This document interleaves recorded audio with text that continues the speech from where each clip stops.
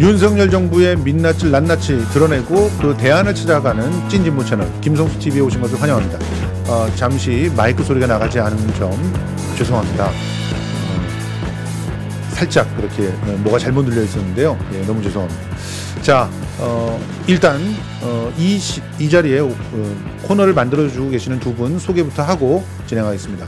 자, 전 청와대 대변인 임세은 교수님 나오셨습니다. 네, 안녕하시다는 말이 좀 죄송할 만큼 이제 계속 슬픈 기간의 연속입니다. 또 오늘 또 이런저런 이슈를 다룰 예정인데요. 저는 어제 사실 그 삼성의료원 장례식장에 좀 지인분이 돌아가셔가지고 아이고. 거기 가게 됐는데 제가 너무 가는 게 힘들었습니다. 혹시 희생자가 계실 것 같아가지고 근데 계셨더라고요. 그래서 들어가는 입구에 그 뭐 분향소가 이렇게 쭉 이렇게 멀티비전으로 이렇게 사진들이 있는데 정말 딱 눈에 띄더라고요. 이번에 그 이태원 참사 희생자 분들이 누군지. 그래서 준비되지 않은 그 사진들과 너무 어리고 젊고 예쁜 사람들이 그 발인일이 똑같고 발인 시간이 30분 차이로 되어 있더라고요. 오늘 새벽에.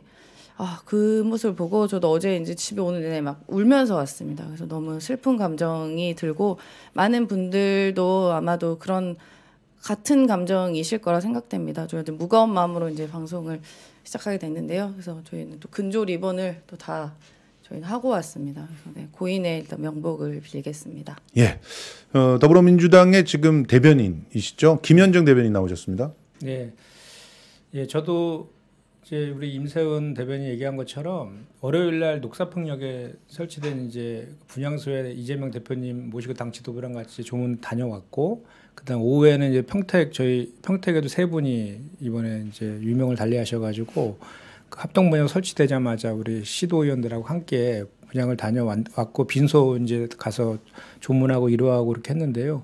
그때 제가 깜짝 놀랐어요. 제가 이제 2014년도에 그때 세월호 사태 때 그때 분명히 내가 그 기억들이 아직도 지금 생생하게 갖고 있고 그래서 근데 거기 갔더니 이태원 사고 사망자 합동 분향소 이렇게 써 있길래 저희는 참사 그 희생자 합동 분향소라고 당연히 이렇게 생각했는데 처음에는 이제 무심코 글 못 봤는데 나중에 보니까 이상하고 그 다음에 그 평택에 가서 이제 분향을 하는데 시의원들이 리본을 다 거꾸로 이제 막 갈아달고 있더라고요. 그래서 왜 그러냐 그랬더니 모르겠다. 시청에서 이렇게 하라 그랬다. 그래서 아니 이게 뭐 이유도 모르고 이렇게 다느냐라고 제가 이제 반문을 해서 시의원들이 시청에 확인해 보니까 본인들도 모르겠다 이유를 그냥 중앙정부에서 이렇게 공문이 와서 그냥 전달한 것뿐이다 이렇게 얘기를 하더라고요. 이게 여기부터 이미 이 참사에 그 뭐랄까 이렇게 정부 여당의 그 태도들이 이미 다 시작부터 이렇게 다 드러나지 않았느냐 싶어요. 맞습니다. 지금 뭐 불과 이제 3일 지난 사이에 특히 우리 언론들이 제대로 이 문제들을 다루지 않은 거에 대해서 26명이 이번에 참사를 통해서 희생되신 이제 외국인 외신들을 통해서 이 실제로 진실들이 하나둘씩 오히려 더 막 밝혀지고 있는 이런 상황이잖아요. 그래서 오늘 이제는 우리가 뭐 이게 실체적 진실을 밝혀서 유족들과 피해자들이 정말 억울하지 않도록 하는 그 명확하게 진상을 규명하고 그 책임질 사람들은 명확하게 책임지고 다시는 이런 일이 발생하지 않도록 하는 것들이 이제 유족에 대한 그리고 우리 돌아가신 고인들에 대한 진정한 애도가 아닌가 저는 생각하거든요. 그래서 이제는 그런 시간으로 이제 바뀌었다. 저희가 이제 첫날에는 정치적인 뭐 정쟁이나 이런 것들은 다 이제 중단하고 이 사태 수습에 거당적인 협력을 하겠다 이렇게 이제 한 그런 상태이지 않습니까? 근데 그 단계는 이미 지났다고 보고 이제부터는 하나둘씩 오늘 이제 우리가 1시간 동안 그런 얘기들 할 것인데 그런 것들을 진지하게 좀 우리가 진중하게 다뤄봤으면 좋겠다라는 그 말씀을 좀 드리고 그리고 저는 이제 이 정세 분석에 처음에 이제 이 프로그램 만들어서 우리 김성수 대표님하고 우리 임세훈 대변인이랑 같이 했는데 제가 당 대변인을 지금 현재 맡다 보니까 지상파 방송에 이렇게 출연을 좀 해야 되는 부득이하게 해야 돼서 시간이 하필이면 겹쳐가지고 제가 부득이하게 이제 다음 주부터는 이 방송에 함께하지 못하게 됐는데요. 나중에 이제 다시 기회가 되면 다시 꼭 같이 이렇게 할 수 있도록 이렇게 하겠습니다. 예, 더불어민주당 평택을 지역위원장 그리고 대변인 김현정입니다. 예. 드리겠습니다. 자, 우리 김현정 위원장님 응원 많이 해주시고 또 특히 김현정 TV가 있잖아요. 평택 김현정 TV. 예. 여러분 많이 가서 구독 좀 해주시고 좋아요 해주시고 부탁드리기 바랍니다. 실제로 굉장히 중요한 부분들도 지적해 주셨지만 국무총리가 직접 이 사고 수습 본부장 아닙니까? 근데 그 본부장이 회의에서 이렇게 명령을 내렸다고 하죠. 참사라고 하는 말 쓰지 말아라. 사고라고 하는 말을 써라. 그래놓고 지금 외신한테는 140분이나 친절하게 가서 해명을 했지 않습니까? 그때도 역시 저 보세요. 인시던트라고 써가지고 아주 우연히 일어난 사건, 사고다. 네. 이런 식으로 쓰라고 아예 가이드라인을 준 거예요. 그런데 외신들은 그렇게 안 썼어요. 네. 저 회의에 참가하고도 디제스터라고 썼습니다. 그 다음에 또 사진 보내드렸는데 그 사진 한번 열어주세요. 디제스터라고 표현을 하고 있습니다. 그래서 한국일보가 외신은 디제스터라고 하는데 왜 한국 정부는 인시던트를 갖다 고집하고 있느냐. 이걸 한국일보만 보도를 했습니다. 그냥 지나가다가 그냥 개인의 잘못으로 그냥 왜 굳이 그렇게 사람 많을 거 모르고 그런 복잡한 데 가서 그 사고를 당했냐라는 인식이 저는 저변에 깔려 있다고 생각합니다. 예. 그냥 개인의 사고로 치부하고 정부나 이런 행정적인 공백에 대해서는 이게 무책임하게 또 이렇게 뭔가 빠져나갈 구멍을 만들기 위해서 계속 사고 그리고 희생자가 아니라 사망자 뭐 말은 그렇게 해요. 일반적인 단어를 썼다고. 지금 일반적인 상황이 아닙니다. 왜 일반적인 단어를 쓰시죠? 그리고 오늘은 또 해명이 달라졌는데 이따가 그 해명이 뭔지 좀 확인해 보도록 하겠습니다. 자, 먼저 지금 굉장히 이상한 네. 상황들이 벌어지고 있습니다. 그게 뭐냐? 이 사진을 한번 보실까요? 지금 대통령실에서는요. 저거. 다음 날이죠. 당일 지나서 새벽에 2시 반서부터 위기관리센터에서 이렇게 회의를 했다 그러면서 4장의 사진을 보내왔습니다. 이게 위기관리센터라는 거예요. 그렇죠? 이렇게 4장의 사진을 보냈다는 겁니다. 이게 위기관리센터라고 하는데 위기관리센터는 대통령실에 있는 거죠? 맞습니다. NSC라고 용산에 하죠. 있는 거죠? 예. 예전에 청와대에서는 NSC라고 하는 그 장소인데요. 저는 그러니까 위기관리센터를 지금 용산에 만들었는지 실제로 그 여부도 확인이 사실 잘 안 됩니다. 지난 재난 홍수 때 또 이제 위기관리센터에서 회의를 주재했다고 하는데 사실 지난 그 문재인 정부에서 청와대 위기관리센터랑 판이하게 다릅니다. 저 안에 이런 모습들이 너무 초라해 보이는데. 네. 아무 정보도 없어요. 저기에. 정보가 없잖아요. 아무 정보도 없어요. 그리고 뭔 정보가 있어요? 네, 평택 저기에 시청보다도 뭐가 있어. 못하는데. 네. 저 보세요. 지금 지도 띄워놓은 거 보세요. 그니까요. 저 그냥 저렇게 인터넷 지도를 사진에서. 띄워놓을 일이 아니잖아요. 저거는 그냥 그림 하나 띄워놓은 거잖아요. 맞습니다. 저게 아니라 네. 그 박원순 시장이 자랑했던 종합상황실 같은 경우를 보면 네. 터치 스크린이에요. 네. 그럼요. 터치를 하면은 그 자리로 들어가가지고 CCTV를 갖다 볼 수 있어요, 바로. 그리고 저렇게 사진이 지금 너무 얼마나 그냥 어디서 인터넷에서 갔다 온 사진이잖아요. 그렇죠. 실제로 위기관리센터에서는 우리가 위성에서 보는 실시간 현장이 움직임까지 다 포착되는 게 보입니다. 예. 예. 청와대에 있던 거는. 네. 저게 뭐예요? 그냥 우리 인터넷에서 보는 사진 아닙니까? 우리가 이제 그 서울시장의 뭐 책임 방기라든지 이런 것들 좀 이따 이제 살펴보겠지만 저 재난관리센터 사진 나오니까 네. 갑자기 그 생각이 드네요. 우리 박원순 시장님이 옛날에 디지털 상황실이라고 예. 서울시에서 엄청 크게 해서 말씀하신 것처럼 네, 실시간으로 모든 것들을 다 종합적으로 볼 수 있는 그 디지털 상황실을 만들었는데 맞습니다. 그거를 오세훈 시장이 당선되자마자 가장 먼저 없앴잖아요. 예. 그죠? 그거 기억나시죠? 네. 야, 이게 바로 그러니까 이게 철학의 차이인 것 같아요. 진보 맞습니다. 정부하고 이 보수 정부와의 철학의 차이. 그 윤석열 대통령이 지난 6월달에 네. 그 기억나세요? 원전 회의 가가지고 맞아요. 그 한 얘기 기억나십니까? 안전 별로 안 중요하다는 네, 식으로. 안전을 중시하는 관료적 사고를 벌여야 된다. 이렇게 얘기했잖아요. 네. 그러니까 생명과 신체 안전보다는 효율을 중시하는 이런 네. 보수 정부에서 유독 이런 사건들이 터지고 있잖아요. 자, 보십시오. 네. 예.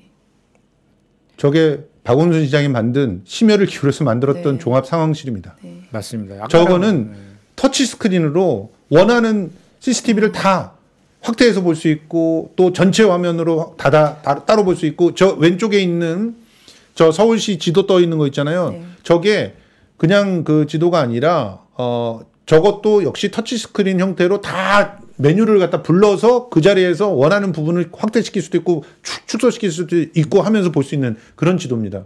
네. 그래서 한눈에 어디서 사고가 났다 그러면 그걸 다 볼 수 있는 겁니다. 만약에 박원순 시장이 계셨더라면 저기로 CCTV로 다 맨하튼 호텔 해밍턴 호텔인가요? 해밍턴 네, 호텔 네, 옆을 네. 보시면서 지휘를 직접 하셨을 거예요. 그리고 저걸 뜯어냈어요. 오세훈이가. 그러니까 뭐 효율, 자유 맨날 중요하신다 하다 보니까 이렇게 뭐 이런 시민의 안전은 이제 뒤로 물러난 거죠. 그리고 서울시까지 갈 것도 없습니다. 용산구청이에요. 해밀턴 호텔 관련의 CCTV를 현장에서 16개를 달아놓은 걸 실시간으로 볼 수 있게 해놨다고 해요. 예. 근데 아무 대책을 하지 않았어요. 용산구청장이 용산구청에서도. 없었으니까요, 거기. 예, 없었어요. 그날 뭐 100일 취임이니 뭐니 뭐 자기들끼리 뭐 뭘 했는지는 잘 모르겠습니다만 뭐 뒤늦게 이제 뭐 본인이 가서 CPR을 했다고 하더라고요. 구청 10시 50분에 가서 CPR을 했대요. 아니 그렇지만 지금 본인이 있을 장소가 거기서 CPR을 하는 역할이 아닙니다. 구청장이 거기서 왜 CPR을 하고 있어요? 시간대별 조치 상황 그 다음 날 30일 날 새벽에 4시 반경인가 2차 브리핑을 할 때 2차 공식 브리핑을 할 때 발표한 사항입니다. 저기에 어디에도 다시 말씀드리지만 네. 용산구청장이 도착했다는 소리가 없어요. 막 없어요. 자 보세요. 12시 20분에 이 부시장 현장 도착했다고 나와 있죠. 네. 그다음에 1시 5분에 행정안전부 장관 도착했다고 나와 있죠. 1시 40분에 보건복지부 장관 도착했다고 나와 있죠. 그리고 2시 반에 새벽 2시 반에 경호처장 현장 도착했다고 나와 있죠. 어디에 용산구청장이 왔다는 게 있습니까? 네. 자, 용산구청 상황실에 축제 중단 요청했다는 것도 들어가 있지 않습니까? 11시 19분에 용산구청장이 옆에 있으면 상황실에 따로 보냈겠습니까? 네.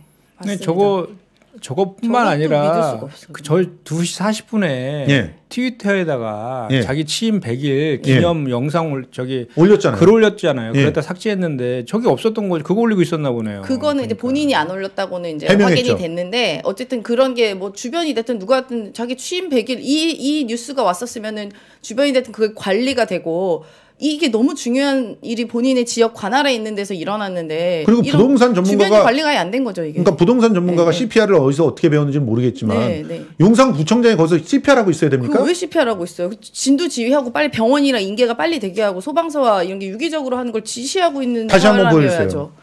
저 이 문건을 제가 중시하는 이유는 저기에 사실 꽤 많은 게 들어가 있거든요. 맞습니다. 정보가. 보세요. 용산 소방서장이 11시 8분에 지휘권 선언을 합니다. 저 지휘권 선언이라고 하는 건 지휘하는 사람이 아무도 없으니까 내가 네. 지휘하겠다고 얘기하는 거예요. 그렇죠. 구청장이고 뭐 사실 용산 소방서장 위에 더 지휘는 구청장이에요. 수 있으니까요. 네. 구청장이 만약 현장에 있었으면은 왜 용산 소방서장이 지휘권 선언을 합니까? 네. 그리고 더 나아가서는 이게 너무 인원이 많다 보니까 서울시 전역에서 이런 지휘권을 발동해서 이 현장에 다 투입을 해야 됩니다. 당연하죠. 예. 근데 그런 것도 전혀 근데 있지 않아요. 정무부 시장이 12시 20분에 오거든요. 네. 어디서 뭐 한심하지 하시다가 않습니까? 오셨대요? 참. 원래 소방청은 네. 그 광역 자치단체장이 관할권이 있어요. 예. 네. 그래서 그 서울시장이 저기 관할권이 있는 거거든요. 용산 그 소방 서 같은 경우에는. 그러니까 서울시장이 없을 때면 네. 부시장이 해야죠. 부시장 해야죠. 근데 12시 20분에 왔어요. 다 손 놓고 있었습니다. 정말. 저기 다 나와 있지 않습니까? 그리고 저 이제부터 대통령실에게 질문을 던지고 싶습니다. 경호처장은 왜 2시 반에 저기에 있었나요? 그러니까요. 아니 청와대에 계셨으니까 예. 경호처장이 단독으로 저렇게 나와서 현장에서 상황 파악하는 경우가 있습니까? 전혀 그럴 수 없습니다. 현장 상황 파악하려면 그냥 경호처의 직원들 그냥 일반 직원들이 가서 상황 파악하지 경호처장이 직접 가지 않고 이런 중차대한 일에는 경호처장이 이른바 이제 그 회의 아까 회의했다고 그러잖아요. 밤새 회의했다고 그러잖아요. 예. 저 회의 가 있어야 돼요. 옆에 같이 자, 여기. 대통령이랑 같이 동석해야 됩니다. 자 보세요. 회의 사진에 경호처장이 있습니까? 아니 저는 저기서 너무 웃긴 게요. 왜 핸드폰 계속 저 안에서 들고 있죠? 이렇게 대통령 왜 비화기가 앞에 핸드폰 있어요. 들고 비화기가. 네. 이걸 왜 핸드폰으로 해요? 매번 핸드폰으로 뭐 텔레그램 따봉 보내고 이러지 않습니까? 근데 저 안에 핸드폰 못 들어가게 돼 있어요. NSC에는 그 안에 앞에 핸드폰 못 들어가게 딱 그 넣어놓는 함이 있거든요. 그 사진 찍지 말고 뭐 네. 거기 정보들 중요 정보 예. 많으니까. 좀 보세요. 저게 그냥 전화를 회의한 게 맞나요? 근데 저는 그것도 모르겠는데 전화를 회의한 게 맞는지. 그러니까 거기에 대한 여러 가지 의혹들이 나오고 있는데 네. 최소한 지금 현재까지 그 더 탐사와 또 기타 빨간 아재 등등의 진보 유튜버들이 보도한 바에 따르면 이 부분에 대해서 방송국들은 함구하고 답을 안 하고 있는데요. YTN이 보도했던 새벽 2시에 현장 상황이라면서 자료 사진 내보낸 거 이거 9월 6일 흰남노 때 자료 사진 내보낸 걸로 확인됐습니다. 네. 근데 아직까지 사과하지 않고 있고요. 이거는 PD 수첩에서 대역 쓴 거를 갖다 밑에 고지하지 않는 것보다 훨씬 더 심각한 왜곡 보도입니다. 그렇습니다. 저는 여기서 몇 가지 의구심이 있는 게 보통 이게 그 중대본 회의나 이런 걸 하면 이게 아무리 회의이긴 하지만 기록을 남겨놓습니다. 사진으로. 그러면 대통령 옆에 전속이 있어요. 항상 따라다녀요. 정속이. 경호처 따라다니는 것 같이. 그래서 일반적으로 기록용으로 사진을 찍고 그게 이제 배포가 필요하다면 배포를 하거든요. 근데 저는 지금 이 사진이 그날 찍은 게 맞는지부터가 잘 모르겠어요. 근데 밤새 회의를 했다고는 해요. 근데 밤새 회의한 사진이 저건지 밤새 회의는 대통령 빼고도 할 수 있죠. 그럴 수도 있죠. 대통령 빼고 할 수도 있죠. 밤새. 근데 대통령이 있는 사진 찾다 보니까 저게 나온 건지까지는 모르겠습니다. 근데 여러 가지 의구심이 드는 게 사실이죠. 왜냐하면 그 이후에 현장을 갔을 때 대통령이 아무 정보가 없어요.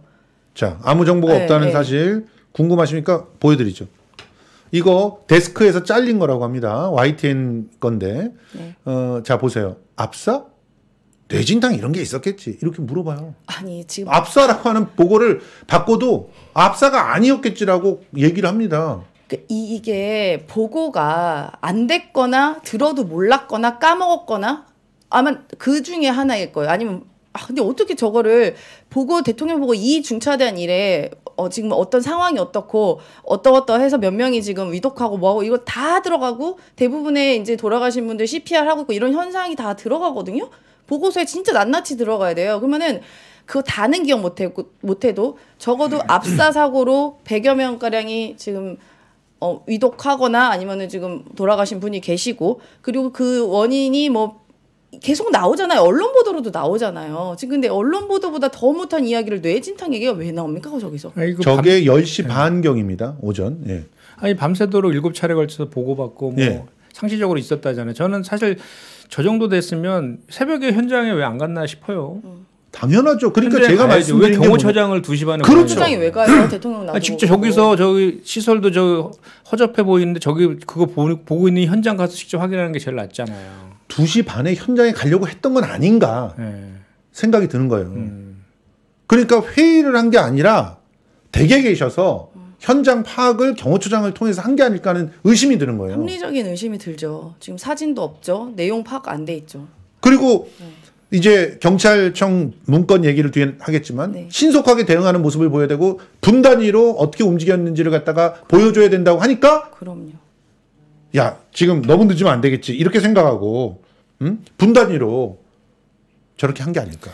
그러니까 저도 이 일련의 상황들을 쭉 보면서 이례적으로 그동안에 이제 무슨 폭우 피해라든지 뭐 이렇게 낙탄 사고라든지 뭐 이런 거 있을 때 정부에서 대처하는 거와 달리 이번에는 되게 신속하게 국가 재난지역 선포도 하고 뭐 애도 기간도 정해서 이렇게 하고 천안함 폭침 이후 2번째랍니다. 애도 기간을 정해서 하는 게 되게 빠르게 이렇게 했잖아요. 그러니까 이제 엄청난 이기감을 느낀 거죠. 그래서 시작은 이렇게 했는데 그 이후에 하나 둘씩 그 뭐 용산구청장부터 해가지고 그 저 행안부 장관 그리고 경찰청장 그 한덕수 총리 등등 이제 하는 발언들을 유추해서 보면 전부 다 이제 책임들을 모면하기 위한 발언들로 해가지고 오히려 우리 국민들의 분노만 완전히 더 증폭시켜 놓고 올려놓고 이런 상황들로 이제 다시 또 막 결국은 그 처음에 그런 빠른 조치들을 한 것은 일단은 이 정도 하면은 국민들이 뭐 이렇게 우리가 잘 대처했겠구나라고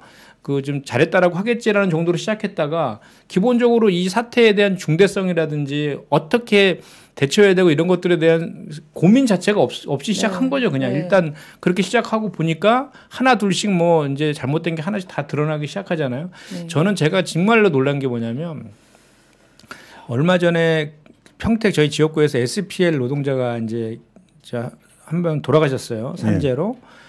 제가 거기 이제 빈소에 가서 이제 조문하고 유족을 딱 보면 저도 모르게 죄송합니다 이 얘기가 나와요. 그냥 예. 그냥 도저히 막 그 무슨 말을 해야 될지가 모르겠어요. 그래서 죄송합니다 먼저 하고 시작하거든요. 네. 156명이 돌아가셨는데 죄송하다는 말 한마디 하는 게 어렵나요? 그러다가 결국은 이틀 동안 하지 않고 버티다가 결국은 그 녹취록 빼도 박도 못한 녹취록 나오니까 그때서 다 구청장, 시장, 그 행안부 장관, 청장 다 사과한 거잖아요. 그죠? 예.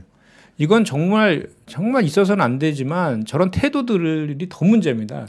기본적으로 대통령이면 우리 과거에 노무현 대통령이 비가 안 와도 다 대통령 탓이다. 뭐 맞아요. 이렇게 하면서 모든 하루 24시간을 그냥 오로지 국민들 걱정하면서 이렇게 살아야 되는 게 그 공직자의 대통령의 책임인데 저렇게 정말 남의 일 오히려 외신들이 오히려 더 이거를 더 이렇게 그렇죠.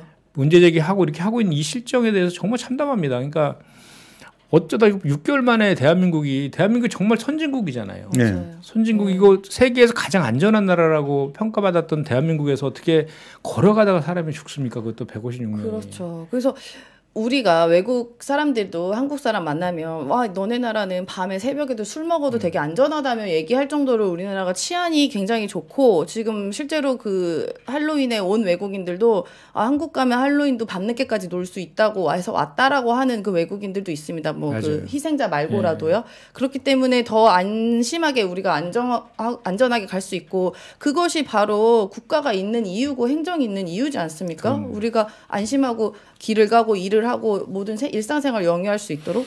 근데 지금 대통령실마저 지금 근데 이 사건이 일어난지 정확히 파악도 안 된 대통령의 말 그리고 현장에 갔었을 때 대통령이 지금 저 말만 있는 게 아니에요. 뭐라고 했냐면 여기가 그 골목인가 사람 많이 죽은 그 골목인가 이렇게 말을 해요. 그러니까요. 네, 그거 제정신입니까 네, 진짜? 그 발언 듣고도 깜짝 놀랐어요.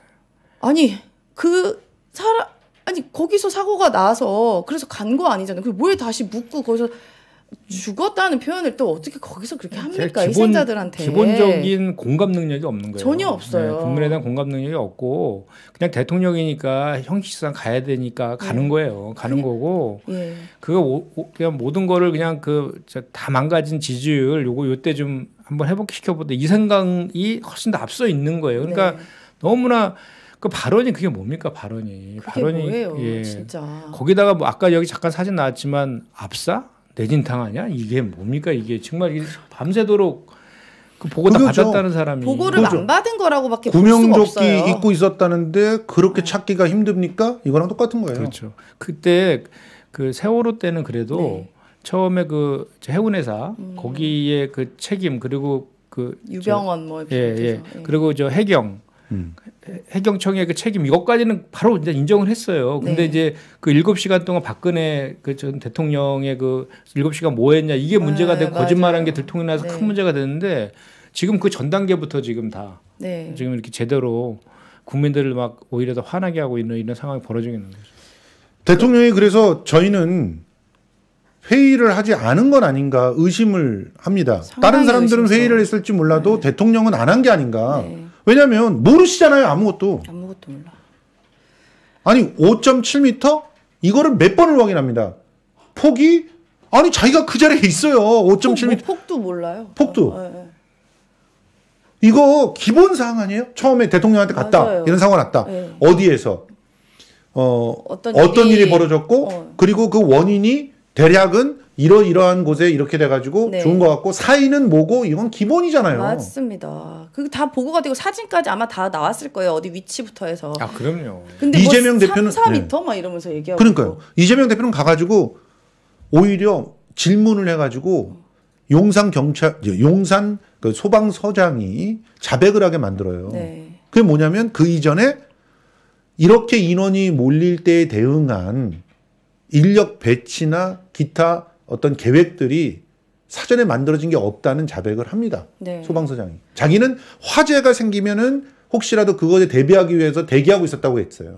그러니까 인력 통제에 대해서는 아예 언급이 안 됐다는 것이고 그리고 오늘도 말씀드리겠지만 인력 통제에 대해서는 전혀 얘기를 한 바가 없어요. 심지어는 한 누리꾼에 의해서 저도 그런 걸 제보를 받았지만 인력 통제를 일부러 안 한 거다.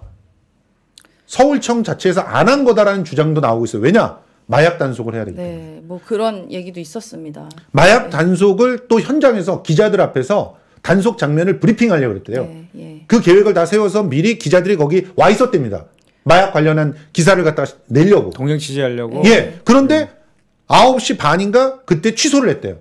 네. 경찰이. 실제로 이거 마약 단속할 테니까 조심하라라는 경고도 있었다고 하더라고요. 현장에서도. 네. 근데 그것도 한동훈 장관이 계속 그 전부터 맞아요. 마약과의 전쟁 뭐 그래서 이제 그 소위 말하는 검찰 정상화법, 수기분리법 있죠. 예. 저쪽에서는 검수완박이라고 하는 그거에 대해서 검찰의 수사권이 필요하다라는 걸 보여주려고 맞아요. 그 마약과의 전쟁 선포하고 막 거기서 이번에 마약 거기 많이 발생할 거다 그래서 그 137명 중에 대부분이 그 범죄 걸로 투입된 거잖아요. 그러니까 안전 관리하는 그 경찰들이 아니었어요. 예. 그러니까 뒤에 다시 한번 얘기해 보겠지만 그런 상황들 때문에 오히려 현장에 배치를 안 했다라는 주장까지 나오고 있는데 이거 경찰이 수사해서 되겠어요? 특검이 이거 해야죠. 검찰이 수사해서 되겠어요? 네. 검찰이 시킨 건데 그러면 마약 단속 하려고? 그렇죠. 그러니까 일선 경찰이 이런 걸 결정할 수 있는 권한이 없습니다. 공무원 조직은 책임 소재가 명확해야 되기 때문에 뭐 이걸 내 맘대로 할 수가 있는 상황이 아니에요. 그럼 윗선에서 이걸 지시가 들어간 거로밖에 볼 수가 없는 거죠, 이 부분이. 예. 박 기자님, 지민조아님 너무 감사합니다. 예. 이게 좀 덧붙이면 오늘 그 법사위가 열렸는데요. 네. 그 현안 보고받고 현안 질의하는 거에 대해서 국민의힘이 반대해가지고 진행도 못 하고 있습니다. 또요? 예. 왜 계속 행안위도 그랬는데 법사위도 또요? 어제는 이제 행안위는 저쪽에서 또 반대해서 현안 보고만 받았잖아요. 질의는 안 하고. 네. 근데 오늘은 뭐 둘 다 안 돼서 법사위원들이 이제 기자회견 우리 민주당 기자회견 열고 또 이렇게 파행 중에 있습니다. 충격적입니다. 아니, 뭘 왜- 감추려고 자꾸 질의를 못하게 하고 그러니까 사람들 이걸 다 보게 왜 합니까? 그러는지 모르겠어요. 빨리 이게 실체적 진실을 갖다 국민들에게 소상히 밝히고 뭐가 잘못됐는지를 빨리 알리고 책임질 사람 책임지게 하는 게 여당의 책무이기도 한데 국민의힘은 정말로 여당의 역할을 너무 방기하는 게 많아요. 정부랑 야당과의 가교 역할도 해야 되는데 그렇죠. 오로지 그냥 그 윤바라기 윤석열 대통령한테 잘 보이려고 하는 거로만 경쟁하고 있는 그런 상황들이 너무 안타깝습니다. 다시 한번 말씀드리겠습니다. 지금 김성수 TV의 지금 에서 최초로 지금 말씀드리는 것 같습니다. 다른 보도 자체가 없어요. 지금 전부 보도는 NLL로 다 덮었습니다. 네. 미사일 쏜 갑자기 걸로. 또, 예. 긴급 진짜 너무 부끄럽지 않습니까, 여러분? 기자 여러분? 당신네들은 지금 나라를 망치고 있는 거예요. 저는 이게 모르겠어요. 그냥 저 혼자의 뇌피셜이었었던 것 같긴 한데요. 그럴 수도 있고 몇 주 전부터 이제 계속 한동훈 장관이 기자회견까지 공식 기자회견까지 해서 마약과의 전쟁 선포할 때 저는 그때 무슨 생각했냐면 그때 우리가 마약 사건이 그닥 사회에서 막 아주 핫 이슈가 아니었어요. 근데 현직 법무부 장관, 실세 법무부 장관이 나와서 마약 얘기를 계속 하길래 저는 그때 무슨 생각했냐면 괜히 어디 민주당 인사 누구 하나 엮으려고 그러나? 라는 생각을 했었거든요. 그 당시에는. 모르겠어요. 그게 유효한지는 모르겠는데 이번에 이제 이런 얘기도 나와요. 이 문제가 여기서 이제 경찰 인력, 행정 인력이 전혀 뭐 배치되지 않고 보이지도 않고 마약 단속에만 거의 갔다라는 얘기에 어떤 모 패널은 아예 애초부터 지금 이 얘기 나오기 이 참사가 나오고 한 바로 다음 날인가요? 그날 이 얘기를 하더라고요. 이게 한동훈이 실적 올리려고 일부러 경찰들 해이하게 하려고 그러니까 뭐 그 참석한 사람들을 마약 검거 많이 하게 하려고 일부러 배치 안 한 거 아닌가라는 그런 의혹도 제기를 하더라고요. 맞습니다. 그러니까 지금 현재 제가 어제 방송의 그 이슈 중에 하나가 지금 보십시오. 싹 다 NLL로 덮었죠. 그 전에 보니까 12시 10분에서 19분 사이에 애도 기간 후에 질의를 하라라고 하는 그 여의 주장 때문에 법사위가 파행됐다는 보도가 나오긴 했는데 그걸 다 덮어버렸어요 지금 NLL 그 북 보도로. 지금 페이스북에 있잖아요. 예. 최지호 울릉읍 이장님이 예. 이렇게 올렸네요. 12시쯤 넘어가지고. 예. TV 보고 공습경보 알았다. 대피한 주민도 없다. 조용하고 평안하다. 이렇게 페이스북에 울릉읍 이장님이 올리셨네요. 울릉읍 이장님이 그쪽으로 쐈다며요. 그쪽으로 쏴서 경보를 울려갖고 난리 난 것처럼 지금 기자들은 그냥 기사를 쏟아내고 있는데 거긴 평온하대잖아요. 네. 우리 다 핸드폰도 대고 하는데 그런 걸 모를까요? 그렇게 하면 만약에 그렇다면? 그러니까 여기에 언론이 이렇게 놀아나는 이유가 뭡니까? 도대체 이 세월호 때랑 너무 똑같아요. 네.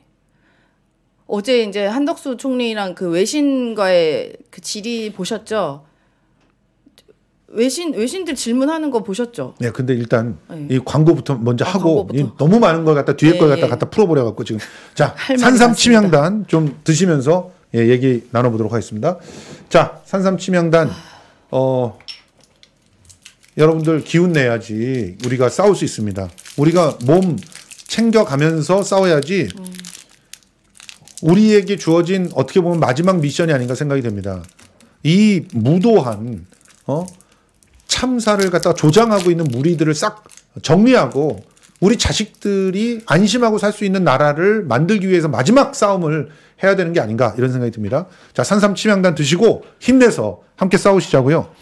산삼침향단 해발 700m 청정야산에서 자란 산양 산삼으로 약전에 등재되어 있는 인도네시아산 1등 침향으로 가장 비싼 러시아 녹용 100%를 사용해서 만들었습니다. 정말 4대째 내려오는 레시피로 제대로 만든 정성껏 만든 제품이고 특히 초미세 에어밀 공법으로 과학기술의 힘까지 빌려서 이렇게 신박한 식감과 또 흡수 효과 그러니까 많이 잘게 부서져 있어야 이게 흡수가 잘 되거든요. 내려가서 조금이라도 알갱이가 크면 흡수가 안 되고 그냥 나와버립니다. 이렇게 초미세 에어밀 공법으로 하는 그런 단이 많지 않습니다, 여러분. 자, 010-5552-9010으로 전화 주십시오. 010-5552-9010 특히 우리 지금 다음 세대들을 위해서 선물합시다. 특히 지금 수능 준비하고 있는 친구들에게 선물합시다. 그래서 그들이 정말 집중 잘해서 시험 잘 보고 또 하나의 관문을 잘 넘을 수 있게 올해 수능 시험생들에게 하는 선물은 엿보다는 침향단으로 해주시길 부탁드립니다. 자, 이 침향단 강황과 함께 드시면 더 좋습니다.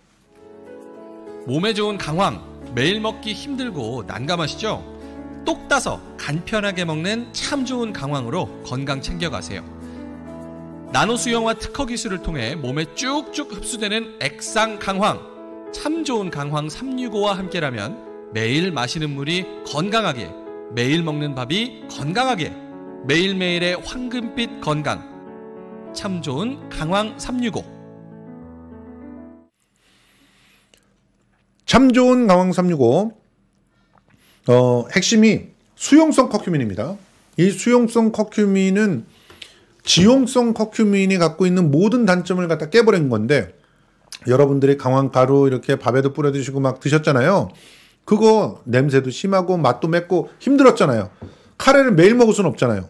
근데 그게 흡수도 잘 안 된다는 거 아십니까? 지용성이라서. 근데 이렇게 나노 수용화 기술로 물에 녹게 만들었더니 흡수 속도가 4배 빨라지고 체류율은 17배가 높아집니다. 드시죠.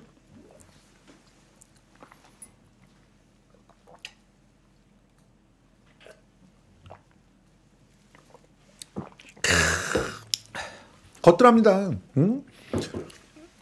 강황으로 뭐 좀 그 만성 피로 이런 것들 또 숙취를 깨는데 강황이 굉장히 좋거든요. 네. 숙취 해소 이런 거. 그리고 또 다이어트 하시는 분들에게 다이어트 할 때 보조하면서 이걸 드시면 좋다는 거예요. 왜냐면은 일단 이 강황물을 드셨을 때 기본적으로 포만감이 생기고 독소를 빼주거든요. 독소를 생리 활성화를 통해서 독소를 빼주니까 독소를 빼는 것만으로도 다이어트 효과가 나옵니다.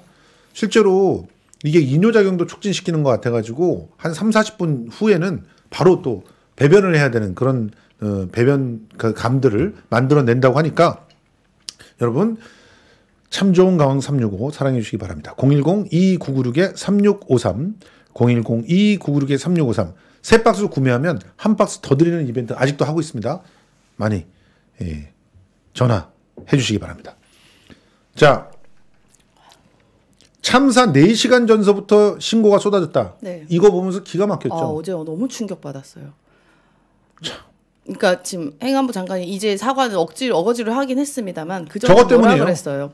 그 전에 뭐 경찰 인력이 많이 있었어도 소용 없었다. 대처 안 된다는 식으로 얘기합니다. 네. 아니, 그게 행안부 장관이 지금 이 안전에 대해서 컨트롤해야 되는 장관이 할 소리입니까 그게? 아니 그 대처 안 되면 그러면은 그 전에 있었던 인력들은 뭐예요? 그냥 괜히 허수아비처럼 있었던 거예요? 그래서 사고가 안 났던 거 아닙니까? 대처를 해놓고 사전 대비를 했기 때문에. 예. 그 이 정부는 되게 뭐 정말 하나는 알고 아무것도 모르긴 하지만 이게 이제 우리 사회가 그냥 가만히 있으면 대충대충 다 넘어가는 줄 알아요. 우리가 길거리가 항상 깨끗한 것은 우리가 알게 모르는 우리 뭐 그 환경 미화원 분들이 새벽에 다 청소하고 길거리 쓰레기 없애고 다 이런 부분이 있기 때문에 우리가 일상생활을 다 하는 거고 길 가늘 때 안전한 것도 뭐 뭔가의 시스템에 의해서 안전이 보장되어 있기 때문에 차 사고도 차가 여러 대 가도 신호에서 다 가지 않습니까? 그렇죠. 그러니까 우리 일상은 그렇게 다 누군가가 숨어 있지 않게 다 돕고 있고 어디선가 일을 하고 있기 때문에 다 일어나는 게 아무 일 없이 일어나는 거예요. 그러니까 그동안에 그동안 헬로윈 행사 있었던 것도 이런 경찰과 사전 준비가 그냥 다 조용하게 다 일선에서 당연히 티 안 내고 일어나고 있었기 때문에 사고가 안 난 겁니다. 맞습니다. 근데 그러니까 이런 거 없어도 된다고 생각하니까 이게 사고가 나잖아요. 근데 이따가 다시 한번 정리해드리겠지만 112 신고를 6시 34분서부터 시작됐는데 8시 타임 때까지는 경찰이 갔어요. 그런데 9시 이후에 신고가 쏟아질 때는 못 갔어요. 그땐 뭐려고? 왜 그랬는지 네. 제가 설명해 드릴게요. 그리고 참사 현장에 심장 충격기가 딱 2대밖에 없었답니다. 이건 용산구청 책임 아닙니까? 그렇죠. 그거 이렇게 법적으로 어느 예. 건물에 이렇게 배치돼야 되는데요. 사람이 어느 정도 유동인구가 있는 곳에는 법적으로 몇 대 이상 배치돼야 된다 다 있잖아요. 네. 그래서 지하철역마다 다 배치돼 있지 맞습니다. 않습니까? 네. 안 한 거예요. 그래놓고 용산구청이 할 일은 다 있다고요?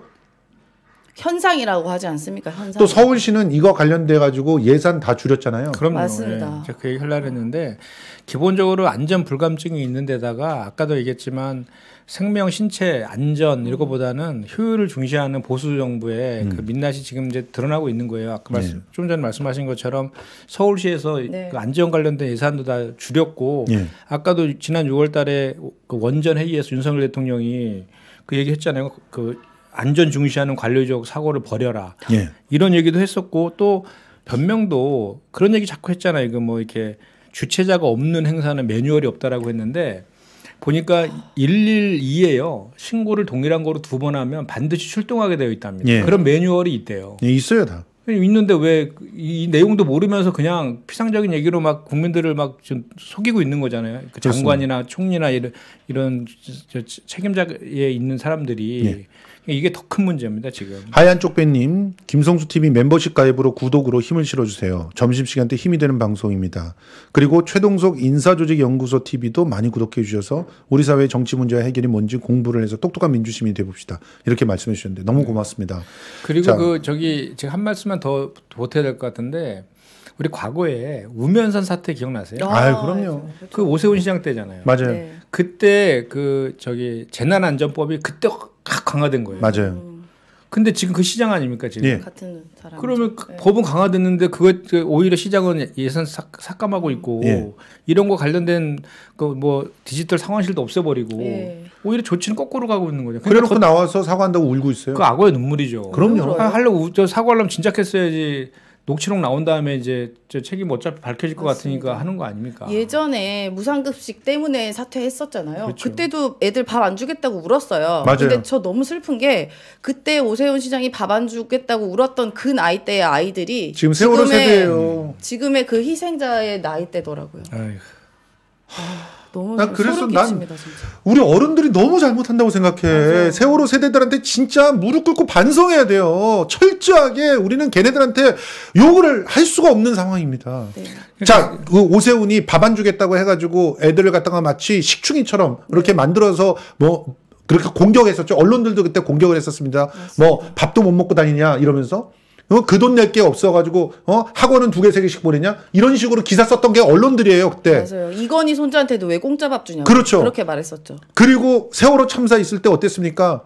놀러 간 애들한테 이거 국가가 이렇게 해야 되냐? 이건 교통사고일 뿐이다. 맞아요. 이랬죠? 네. 그리고 지금 또 뭐 합니까? 거기 다 놀러 가서 술 먹고 있었고 마약하는 애들인데 왜 우리가 이랬던 게 지금 언론들이었어요. 하루 만에 태도 바꾼다고. 특히 SBS 보세요. 이번에 SBS가 사실은 가장 많은 음모론 냈습니다. 뭐 무슨 토끼머리서부터 시작해가지고 뭐 밀었다 이런 기사들 이런 거 많이 냈는데 갑자기 경찰을 비판하기 시작했어요. 어제부터. 경찰 인력 운용소에서 이태원 빠져 있었다. 그리고 참사 직전까지 112 신고가 무려 79건이었는데 근처 기동대가 퇴근했다. 다 SBS 보도 어제 하루 종일 나온 겁니다. 그러면서 녹취록 막 보도하고요. 게다가 가장 충격적인 거 참사 이틀 뒤에 시민단체 탐문을 경찰이 했다. 그래서 그 경찰하면서 세월호 언급하면서 정부 부담 요인이 정부 부담 요인 관심을 가져야 된다. 이런 것들을 경찰청이 마련했다. 이러면서 단독 보도를 했는데 네. 왜 그러는 걸까? 저는 이게 좀 두려운 게요. 우리가 이제 트라우마처럼 남아 있어서도 생각을 안 할 수가 없는 게 지난 세월호 사건 때도 보면 세월호 사태 때도 해경한테만 몰았어요. 네. 모든 잘못을. 그다음에 나중에 이제 유병헌한테 초점이 갔었는데 그렇죠. 해경 그래서 해체까지 갔었습니다. 맞습니다. 그러니까 다른 그 위에 이런 그 첩첩이 있는 그 지시 체계에 대한 문책은 어느 순간 없어지고 해경이 사실 다 뒤집어 씌운 것처럼 되어 있었거든요. 바로 유병헌과. 윤석열 대통령이 112 신고 대응 못한 경찰의 격앙 네. 엄정 처리해라. 격앙을 본인이 본인한테 격앙해야지 지금. 정말. 이렇게 나서고 있는 거예요. 짜고 치는 고스톱이에요. 이러면서 한동훈은 뒤에도 보여드리겠지만 한동훈 보세요. 검수완박에 이태원 참사 수사 한계다. 이게 정치적으로 이용하는 거 아닙니까? 맞습니다. 이 상황에서도 정치하고 있는 거예요. 여기서 또 정쟁 이용하지 말라면서 가장 정치를 하고 있는 사람들이에요. 한동훈이에요. 네. 지난번에 처음에도 인터뷰할 때 무한 책임감을 느낀다고 자기가 뭐 대통령입니까? 본인이 왜 도어 스태핑 합니까 요새? 그리고 본인이 이거 재난본부를 검찰 내 만들었잖아요. 대검에서 만들었어요. 대검에서. 그것도 처음이에요. 처음 있는 일입니다. 자, 이게 전부 SBS와 함께 딱 여러분들 SBS의 법조팀 누군지 다 이름들도 기억하시는 분들 많죠? 예. 네. 그분들이 하는 짓입니다, 지금. 이렇게 해서 경찰로 꼬리 자르기를 하려고 하는 게 아니냐.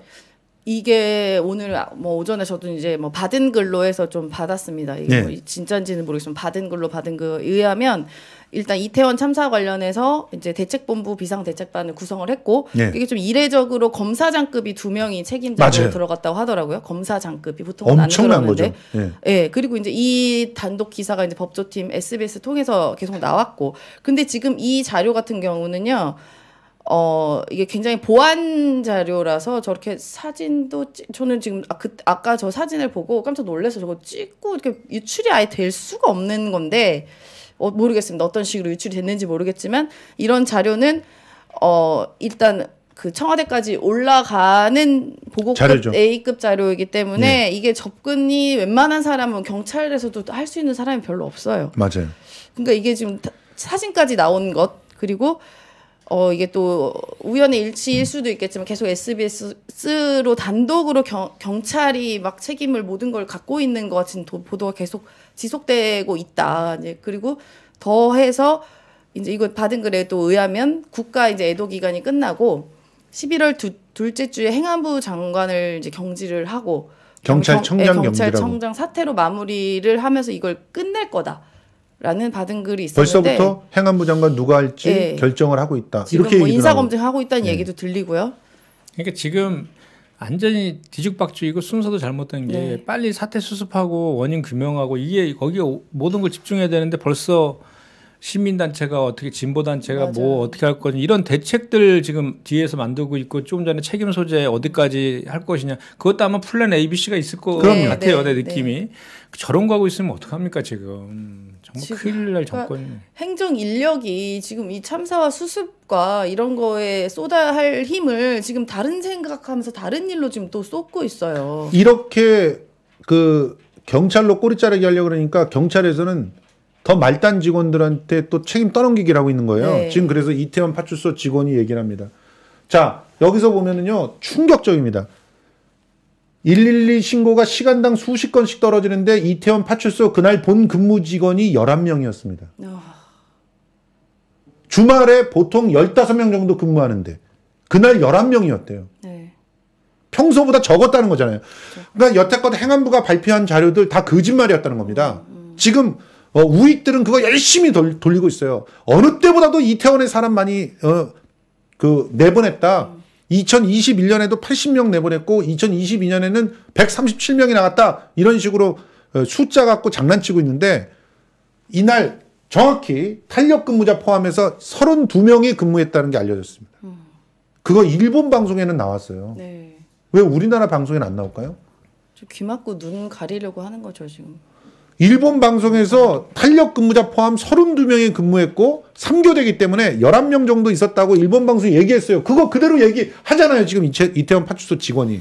아니 그날 그 집회가 6만 명 정도 규모의 집회가 있었는데 거기에 6,500명 투입했다면요. 네. 경찰 인력을. 그리고 여기 137명이 역대 뭐 제일 많이 투입했다는데 아까도 우리가 확인했지만 다 마약 사범이나 네. 성폭력범들 잡으려고 다 투입된 사람들인데 실제로 저 작은 골목이 일방 통행만 시켜도 사고 안 나는 거잖아요. 맞습니다. 그렇죠. 그러니까 뭔가 이렇게 내려오는 사람 올라가는 사람이 충돌해서 이제 저게 된 건데 거기에서 인원의 숫자가 중요한 게 아니라 그 상황을 통제할 수 있는 누군가 주체자가 있었으면 되는 문제였는데 그조차도 안 했다는 게 문제가 인 건데 뭐가 문제인지도 모르는 거예요. 그러니까 이 여기에 현장에서 근무하는 사람들이 대부분 20, 30대 젊은 경찰관들인데 지금 트라우마에 시달리고 있다는 거예요. 자기 또래들이 죽어갔으니까 그걸 눈앞에서 봤으니까.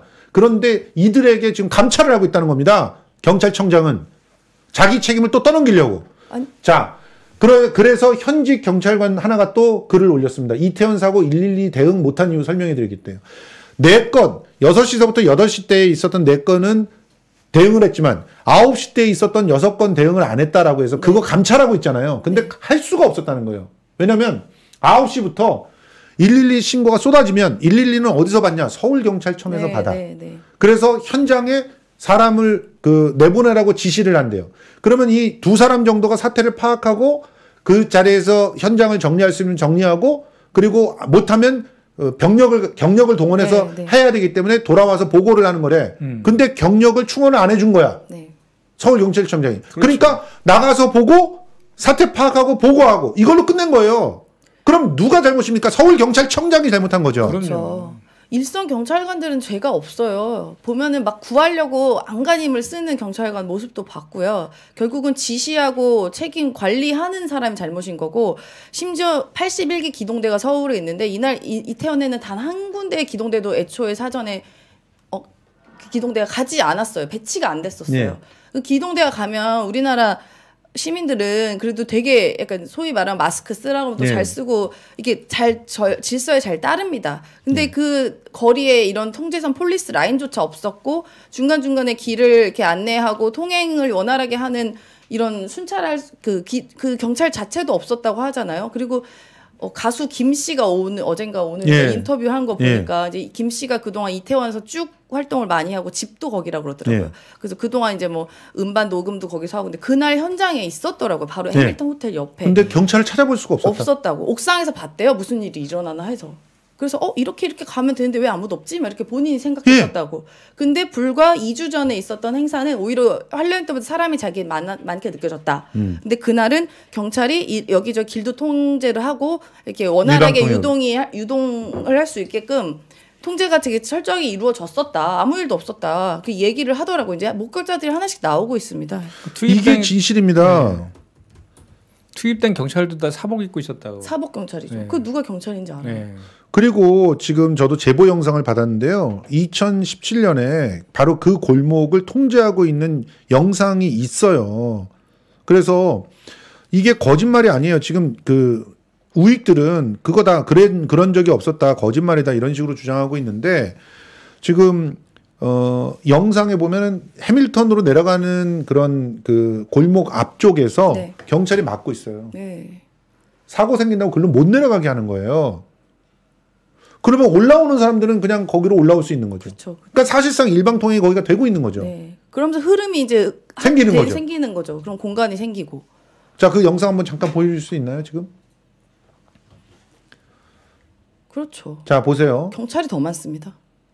경찰이 이렇게 돌아다니면서 통제를 했고 경찰들이 이렇게 할 수 있었던 겁니다. 그런데 마약 단속을 하기 위해서 그랬는지 어떤지 모르지만 저렇게 다니면 마약을 안 할 거 아니에요, 사람들이.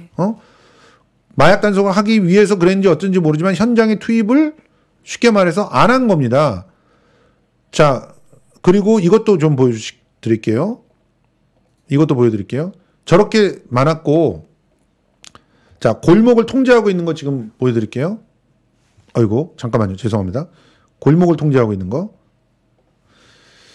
골목을 통제하고 있는 영상도 지금 있습니다. 뭐 보세요. 이 현장 직원이 하소연하는 거예요. 112에 신고해가지고 그때 당시에 11명으로 할 수 있는 일은 없다는 거예요. 신고가 쏟아질 때는. 특히나 사방에, 저기 보세요. 저기! 경찰 보이시죠? 예. 저희가 해밀턴 호텔 내려가는 골목이에요. 아, 네. 제가 통제를 했네. 통제하고 있잖아요. 그러니까요. 한 명만 있어도 통제가 되죠. 한 명이 하잖아요. 한 명. 네. 건강. 그럼요. 우리 네. 국민들이 경찰 한 명 서 있으면 그러니까 말 잘 들어요. 예. 진짜. 그러니까 저기 다 있네. 저기도. 테이프만 붙여서 일방통행 하세요. 이렇게만 써 있어도 안 갑니다. 정말로. 이게 우리 시민들은 정말 선진국 시민들이에요. 맞아요. 그런데 정치를 개판으로 하는 인간들이 들어와가지고 여기 요거 다시 한번 보여드릴게요. 이 경찰서 직원이 하소연합니다. 자, 현직 경찰관이 성견지명을 통해 사망사고가 날 것을 예견하고 팀장에게 보고하고 팀장은 파출소장에게 보고하고 파출소장은 생활안전과장이니 상황관리관한테 보고하고 상황과장은 경찰서장에게 보고하고 서장은 지방청 상황실에 협조 요청하고 상황실은 지방청 경비과에 협조 요청하고 경비과 실무자, 팀장, 계장, 과장, 서울청장 보고와 결재를 거쳐서 최종 서울청장 오더 떨어지면 다시 경비과 거쳐 최종 기동대 협조받아 인원 통제를 가능. 당일날은 이렇게 될 수가 없다는 겁니다. 그렇죠.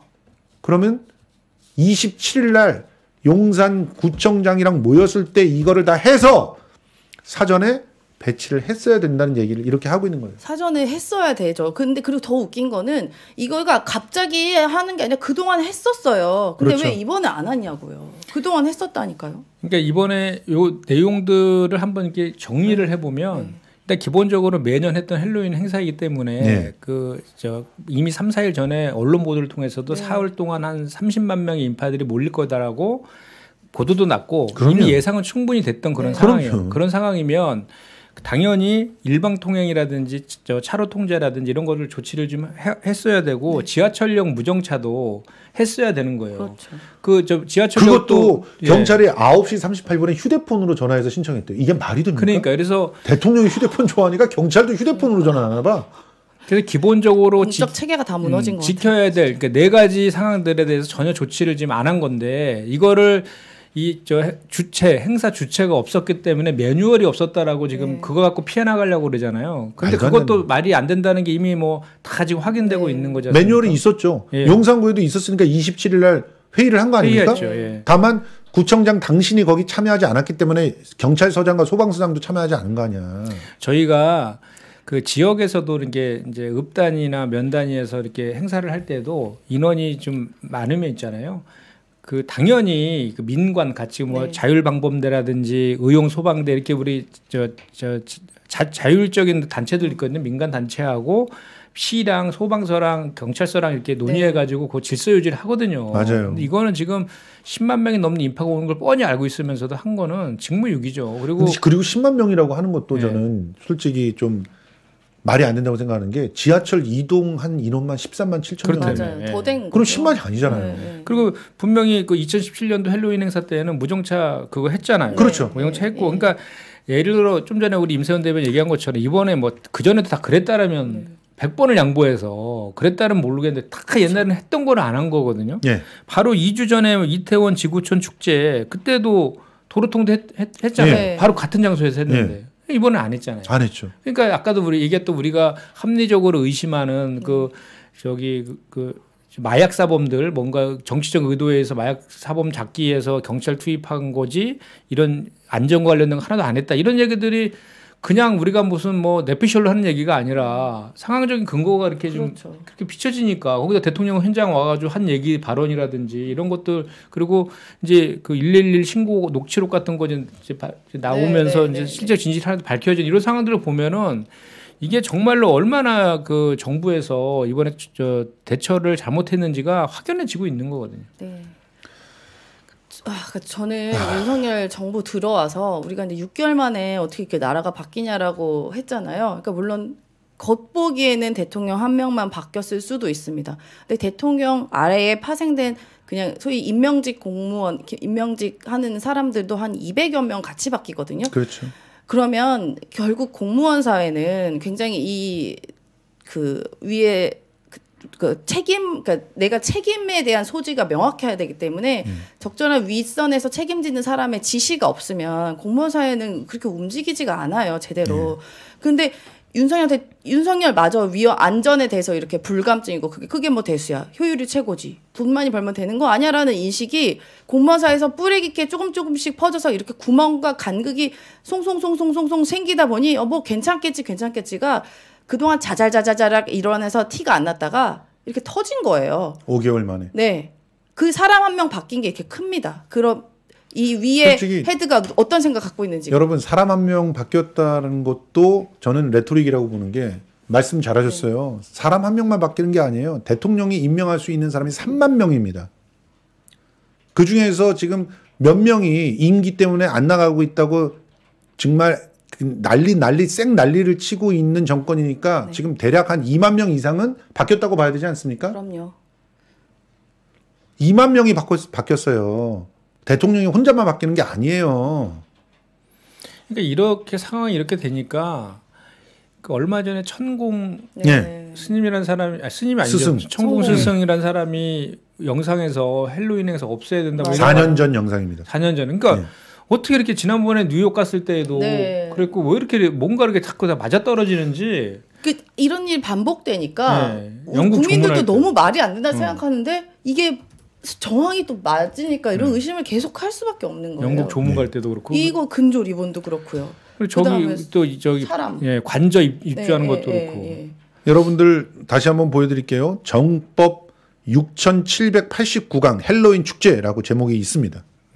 거기에 맨 마지막에 죽어있는 그 귀신들을 불러오는 그런 축제는 맑은 정신이 그 지배하는 세상이 되면 없어져야 된다고 얘기합니다. 그래서 이제 거기도 뭐 가까운 사람 아니면은 거기 조문 가지 말라고 했었잖아요. 예. 그래서 영국 거기도 뭐 안 갔다는 얘기도 계속 나오지 않습니까? 예. 다시 연결돼서 그래서 이번에도 지금 희생자 합동 분향소에도 위패와 사진이 아무것도 없습니다. 예. 그것도 그냥 깜짝 놀랐어요. 이상하잖아요. 너무. 영정이 없고 위패가 없고 위패를 아예 행안부에서 지시를 했는데 네. 이태원 사망자 제위 뭐 이런 식으로 써놓은 이게 말이 돼요? 그러니까 누구를 추모하라는 얘기예요. 그러니까. 저 기가 막히잖아요. 거기 대통령은요 그 위패조차도 없는데 꽃에다가 분양하는 맞아요. 것 같아요. 위패도 없는. 가요. 네. 그 뭐 또 이것도 막 무슨 뭐 카더라처럼 나오긴 하는데 뭐 이렇게 그날 여기 뭐 머리에 김건 씨 여기 뭐 수칠했다는 뭐 이런 얘기도 홍대. 나옵니다. 뭐. 홍대. 아니, 그 경찰청에서 만든 그 문서 있잖아요. 거기에 사태 커지기 전에 빨리 유족 대표들에게서 보상 협의 끝내야 된다. 이렇게 그거 보고 깜짝 놀랐어요. 그러니까 언론에서 계속 뭐 얼마 돈 얘기 계속 나와요. 그게 지금 말이 됩니까? 말이 안 되죠. 그걸로 빨리 끝내가지고 지금 그 아까 받은 글에 의하면 그렇게 마무리하려고 하는 거죠. 이 얘기까지 하고 광고하고 마무리하도록 하겠습니다. 한덕수 농담 따먹게 하고 있습니다. 아이고 참. 외신들 앞에서. 그리고 그 기자회견 자체가 마련된 게 대통령실의 뜻이었대요. 외신에서 더 이상 번지지 않게 하려고.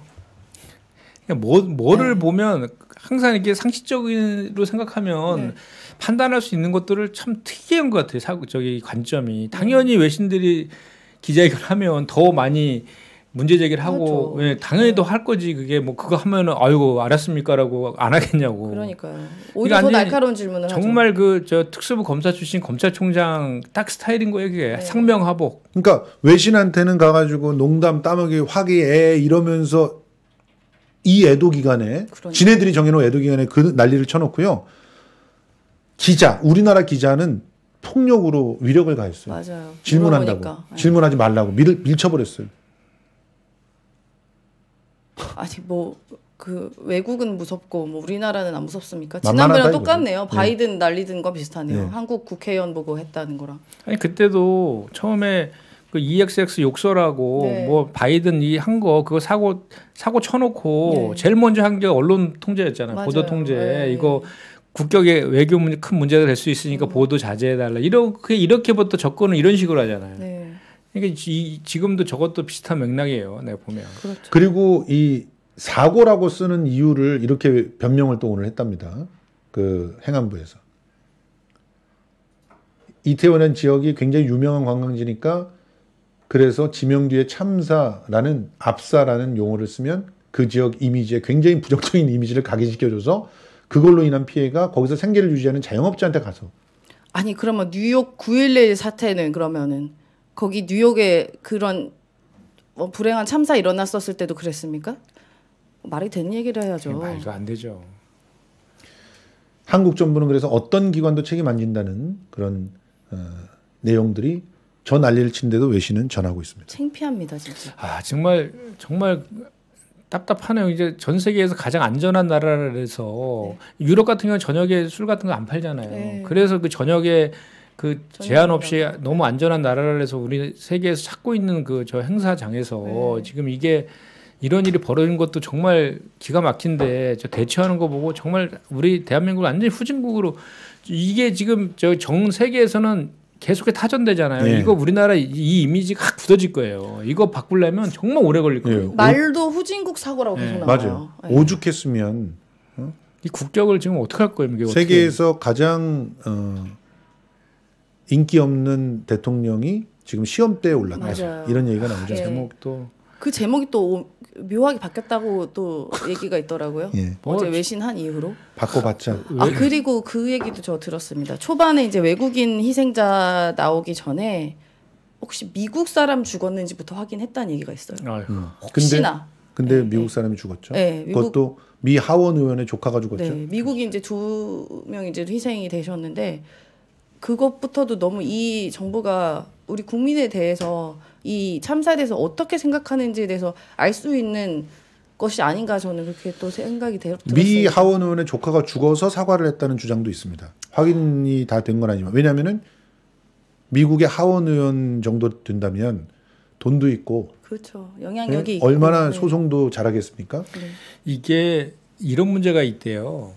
뭐 지금 애도하는 방송에서 이런 말하긴 그런데 외국인들 같은 경우 26명이 지금 사망하셨잖아요. 이제 국가배상 청구 문제가 생길 수 그러니까요. 있어요. 그래서 과거에 사례가 있는데 그 북한에 억류되었다가 이제 사망된 그 가족이 있었대요. 미국에. 예. 그 저 법원이 북한에게 5,630억 배상하라고 판결을 내렸대요. 네. 그러면 이것도 마찬가지로 이제 당연히 그 사망한 그 나라에서 가만히 있지 않을 거 아닙니까? 그렇죠. 그 가만히 있으면 그 나라의 국민들이 또 가만히 안 있을 거 아닙니까? 그렇죠. 당연히 이제 네. 국민들 한 명을 딱 단 한 명의 그 저 희생자가 자국민이라면 있더라도 그거를 막기 위해서 모든 수단을 다 쓰잖아요. 우리나라도 마찬가지였지 네. 않습니까? 그 전에 외국 가서 뭔가 문제가 생기면 맞아요. 이 문제도 엄청나게 큰 문제예요. 엄청나게 큰 문제. 그 사이에서 또 어떤 또 그 막말이나 뭐 또 실험 같은 거 또 해가지고 또 국격을 훼손할지 그게 뭐 먼저 그러니까 걱정이 될 지경입니다. 빨리 사과하고 성의 있게 그 협상에 임하는 태도를 그렇죠. 가져가야 소송이 안 일어나거든요. 그렇게 해야죠. 그래서 갑작스럽게 태도 바꾼 게 미국 하원 의원의 조카가 죽었다는 걸 확인해서 바꿨다는 그런 그런 이야기도 음모론도 있어요. 돌고 예, 있는 예, 거예요. 예. 그러니 우리나라 사람이 죽은 것 갖고는 사과를 안 했다는 거 아니야? 그럼 결과적으로. 그 말이 맞다면 그럴 그 말이 거죠. 맞다면. 예. 이제 명확하게 아까 우리가 이 사태에 대해서 예상 가능했고 필요한 조치들을 하지 않았다는 것까지는 저희가 이제 다 확인되고 있는 네. 거 아닙니까? 우리가 하는 게 아니라 언론을 통해서 다 확인되고 있는 거고 일부 이제 그 저 정부 기관에서도 인정하고 있는 그런 상황이잖아요. 그러면 명확하게 우리 뭐 헌법도 그렇고 경찰관 직무집행법도 그렇고 재난안전법, 도로교통법 등등에서 이와 관련된 그 이제 그 책임을 물을 수 있는 근거들은 차고 넘칩니다. 맞습니다. 차고 넘치는데 문제는 뭐냐면 그렇게 뭐 아까도 자꾸 무슨 뭐 그 일선에 있는 꼬리 자르기 식으로 뭐 감찰을 하고 있다. 왜 그거를 근데 검찰에서 합니까? 그거를 감찰을 그렇죠. 수사를 왜 거기에 또 개입하려고 그럽니까? 내가 그런 태도 말고 먼저 빨리 애도하고 사과하고 책임질 사람 책임지게 하고 뭐 이렇게 법적인 걸 떠나서 그 이전에 정치적인 책임으로 다 가장 그 강한 책임을 대통령이 지게 하는 거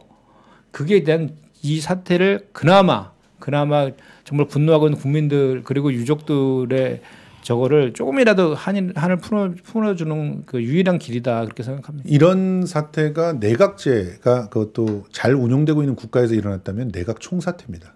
총사태죠. 내각 총사태. 그럼요. 어제 한덕수 총리 하는 말이나 행동 보면은 정말 총사태를 더 넘어서야 될 것 같아요. 그럼요. 자, 잠시 전하는 말씀 듣고 계속 나머지 그 얘기를 이어나가겠습니다. 당도 최고의 황금향 소가 지금 더 탐란해에서 판매하고 있습니다. 이제 황금향 살 수 있는 시간이 며칠 안 남았습니다. 11월 보름 정도가 되면 이미 끝나거든요. 드시죠. 네. 이 황금향 우리 진짜 이 황금향 때문에 너무 위로를 많이 받았잖아요. 아 이거 제가 진짜 먹는 것도 맛있죠. 너무 죄송스럽다 근데. 예. 그렇지만 저희가 방송을 만들기 위해서 산 사람. 광고에 의존하지 않을 수 없는 그런 상황입니다. 저희는 무슨 욕만 하는 방송처럼 그렇게 뭐 슈퍼챗이 많이 들어오지도 않고요. 그렇기 때문에 광고를 해주시는 분들이 소중하게 지원해 주시는 돈으로 프로그램을 만들고 있습니다. 기억해 주셨으면 좋겠습니다. 네. 당도 최고의 황금향 맛도 소가 있어요. 진짜 맛있습니다. 이거 진짜 맛있어요.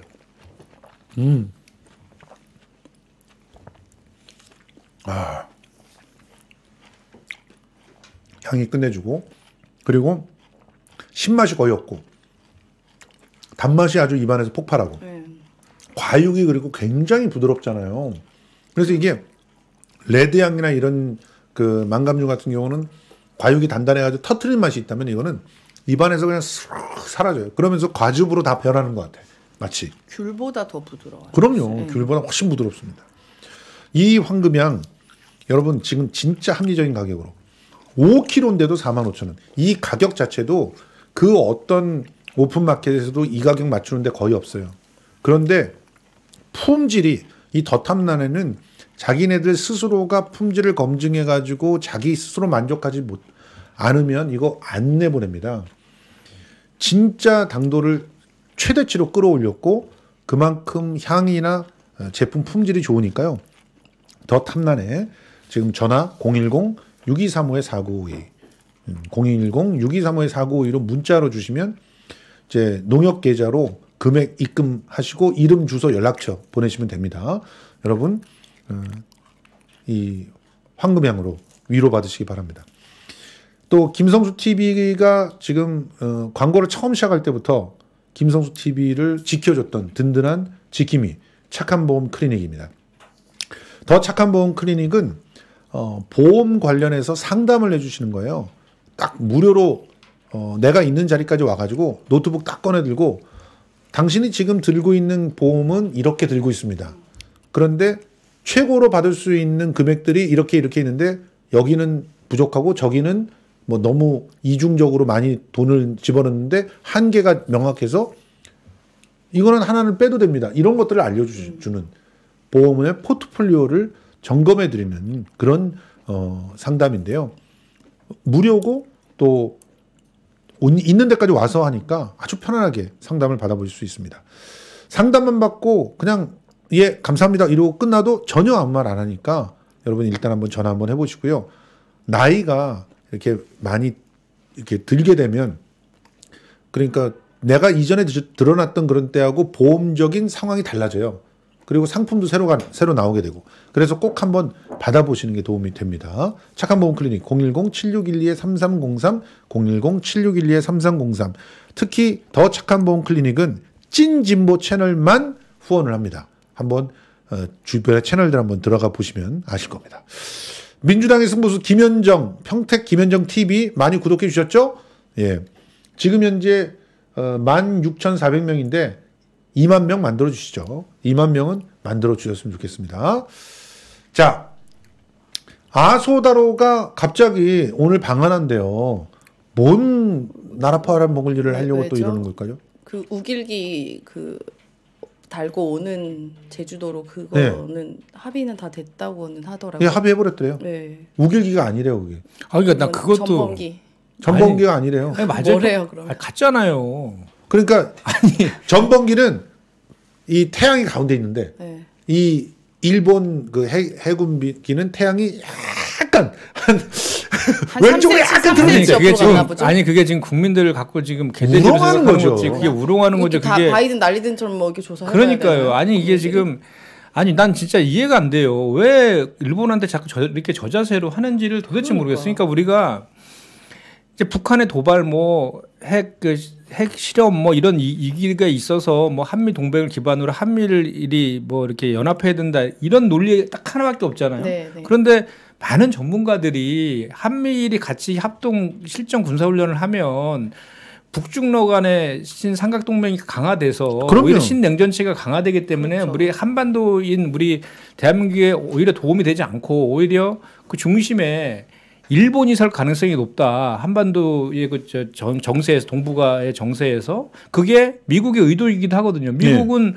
일본과 동맹이잖아요. 그렇죠. 그죠? 그리고 이쪽 그 태평양 그쪽에 관련해서는 일본을 중심으로 하려는 게 미국의 의도예요. 그리고 자위대도 인정한다니까요. 네.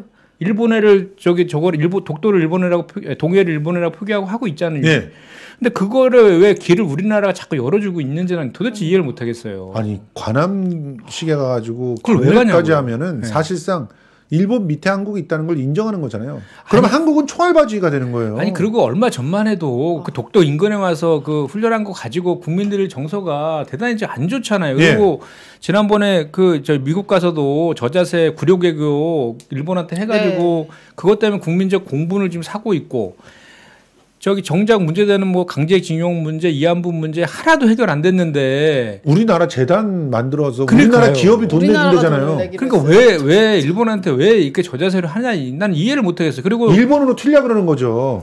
윤석열이가 그 돈 가지고 이게 제가 보니까 일종의 강한 나라들한테는 좀 잘 보이려고 하고 관계를 좋게 하고 그쪽한테 약간은 좀 필요할 때 의존하려고 하는 이런 기본적인 그런 마인드가 있는 거 아닌가라는 생각이 드는 거예요. 그리고 약한 쪽은 강하게 하고. 네, 그런 정황이 또 되는 게 얼마 전에 정상회담 아프리카의 어디 국가인데 제가 잘 생각이 안 나는데 어디 국가에서 이제 정상이 왔어요. 그러면은 어느 나라의 정상이 오든지 우리가 이제 국빈 대접을 해줘야죠. 대접을 해드리고 그다음에 이제 마중을 나갑니다 공항으로. 근데 우리나라 인사 하나도 안 갔었고 그다음에 거기서 대통령실에서 배포한 사진을 보면 정말 그냥 이렇게 누구랑 인사하는 것 같지도 않아요. 그냥 겨우 내가 손 내줄게 약간 그런 느낌 사진? 그래서 대통령이 얼굴이 썩었더라고. 네, 표정이. 제가 봤을 때는 이번에 거기 일본 관함식 가면 국민들 정말 분노가 폭발할 수 있어요. 네.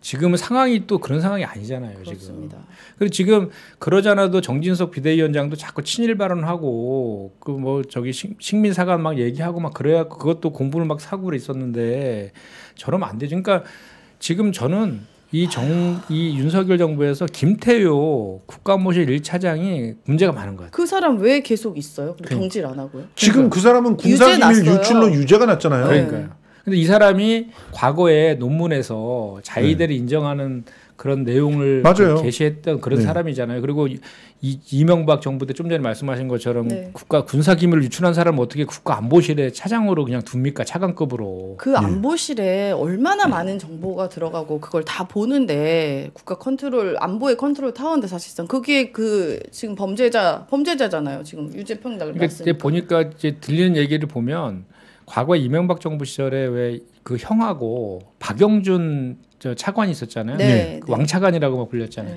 그런 존재인 것 같아요. 김태호 차장이 지금 현재 이 윤석열 정부에서 그럼 술 멤버이기도 하다며요. 5명 먹는 술 멤버 중에 한 명이고. 근데 그래서 그 사람이 많은 결정권을 갖고 지금 윤석열 대통령한테 조언하고 있지 않은가 이런 생각이 제 뇌피셜로 듭니다. 그것도 있고 또 윤석열 그러니까 정보를 많이 알다 보니까 또 친하다고 하잖아요. 지금 뭔가 치부를 또 많이 알고 있으니까 자르고 싶어도 못 자르는 게 아닐까도 싶기도 합니다. 지난 5월달에 잠깐 이야기가 약간 센 것 같은데 지난 5월달에 5월 10일날 취임식 하잖아요.